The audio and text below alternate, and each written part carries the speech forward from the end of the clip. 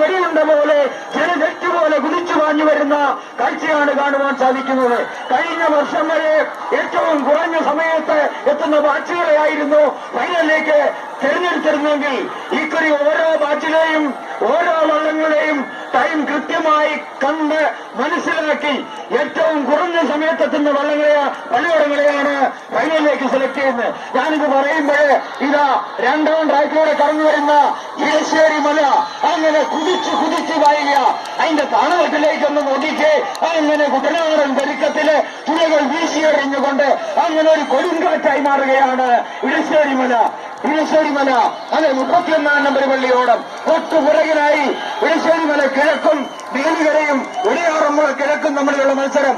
അങ്ങനെ പൊടിപൂരം പിന്നിലണിയുമ്പോൾ പ്രതിയോഗി ഞങ്ങൾക്കൊരു പ്രശ്നമല്ല എന്നുറക്കെ പ്രഖ്യാപിച്ചുകൊണ്ട് ഇടശ്ശേരിമല അങ്ങനെ കടന്നു പോവുകയാണ്. ഇതാ നോക്കിക്ക് ഫിനിഷിംഗ് അടുത്തപ്പോൾ അരയൊന്ന് ഇളക്കുന്നുണ്ട്, തുള്ളിയൊന്ന് മുറുക്കുന്നുണ്ട്, തലയൊന്ന് ചൊരിക്കുന്നുണ്ട്. അന്നൊരു 2 അറുനയമ്പുകളെ അത് കുട്ടനാടൻ ശൈലിയില അങ്ങനെ കുടച്ചക്രം പോലെ കറക്കി കുത്തുക.